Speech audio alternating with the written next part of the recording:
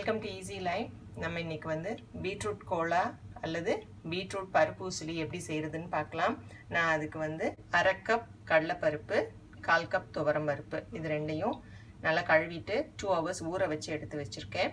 இதை வந்து நம்ம இப்போ வந்து கொரகொரப்பா அரைச்சு எடுத்துக்கணும்.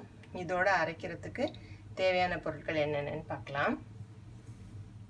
நான் இங்க வந்து 1 ஸ்பூன் சோம்பு, 1 ஸ்பூன் சீரகம், 1/2 ஸ்பூன் மஞ்சத்தூள், 5 மிளகாய் எடுத்துர்க்கேன். காஞ்ச மிளகாய் பீட்ரூட்ங்கிறதுனால கொஞ்சம் இனிப்பா இருக்கும்னு எடுத்துர்க்கேன். 4 போதும்னா 4 வெச்சுக்கோங்க. 2 பல் பூண்டு எடுத்துர்க்கேன். கொஞ்சம் பெருங்காயம், உப்பு இது எல்லாத்தையும் நம்ம அந்த பருப்போட சேர்த்து கொஞ்சம் கரகரப்பா அரைச்சு எடுத்துட்டு வந்துடலாம். நான் வந்து ஒரு பீட்ரூட்டை இந்த மாதிரி துருவி எடுத்து வச்சிருக்கேன். ஷ்ரெட் பண்ணி வச்சிருக்கேன்.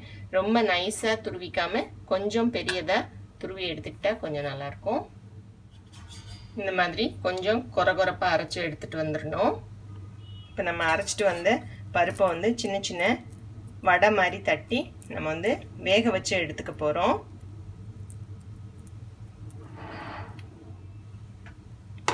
நான் இந்த மாதிரி வடை மாதிரி தட்டிட்டேன். இதை வந்து இட்லி பாத்திரத்துலையோ அல்லது ப்ரெஷர் குக்கர்லையோ நம்ம வந்து வேக வச்சு எடுத்துக்கலாம். ஸோ நம்ம இதை வந்து இப்போ பீட்ரூட்டோட சேர்த்து வேக வச்சு எடுத்துப்போம். இப்போ நான் வந்து இந்த பாத்திரத்தில் பீட்ரூட்டை போட்டேன்.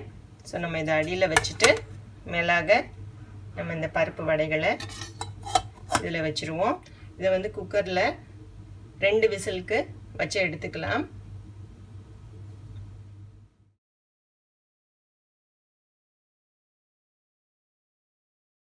இப்போ 2 விசில் வந்து ஆஃப் பண்ணியாச்சு. நம்ம இதை வந்து திறந்து பார்க்கலாம்.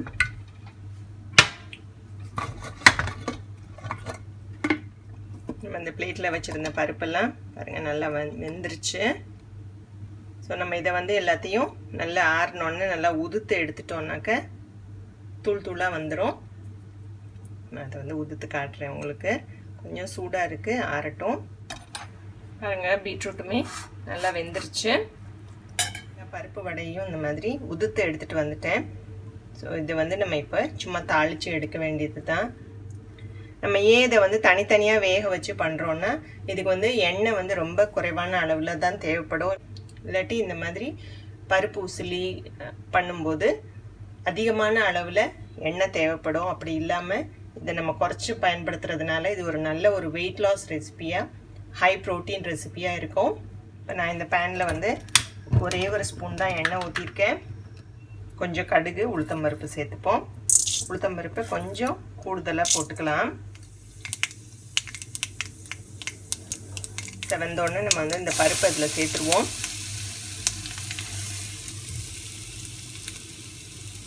எல்லா பருப்பையும் சேர்க்கணுங்கிறது இல்லை, உங்களுக்கு தேவையான அளவு சேர்த்துக்கோங்க. மிச்ச பருப்பை வந்து நம்ம வந்து ஃப்ரீசரில் ஒரு டப்பாவில் போட்டு வச்சிட்டோம்னா அடுத்தடுத்த தரத்துக்கு நம்ம பயன்படுத்துறதுக்கு ஈஸியாக இருக்கும்.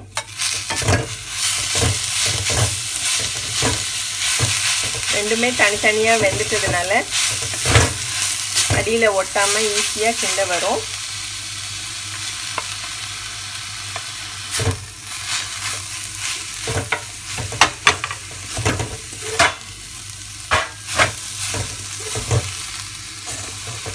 கொஞ்சமாக உப்பு சேர்த்துக்கலாம்.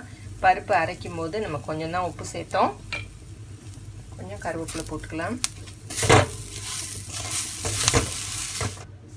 பீட்ரூட்டும் பருப்பும் தனித்தனியாக வெந்துட்டதுனால நம்ம ரொம்ப நேரம் இந்த அடுப்பில் வைக்கணுங்கிறது கிடையாது. நம்ம அடுப்பை ஆஃப் பண்ணிடுவோம்.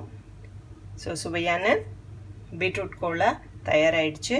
நீங்களும் இதை உங்கள் வீட்டில் செய்து பார்த்து எப்படி இருக்குன்னு உங்கள் கமெண்ட்ஸை எனக்கு சொல்லுங்கள். இந்த வீடியோ பிடிச்சிருந்தா கமெண்ட் பண்ணுங்கள், லைக் பண்ணுங்கள், ஷேர் பண்ணுங்கள்.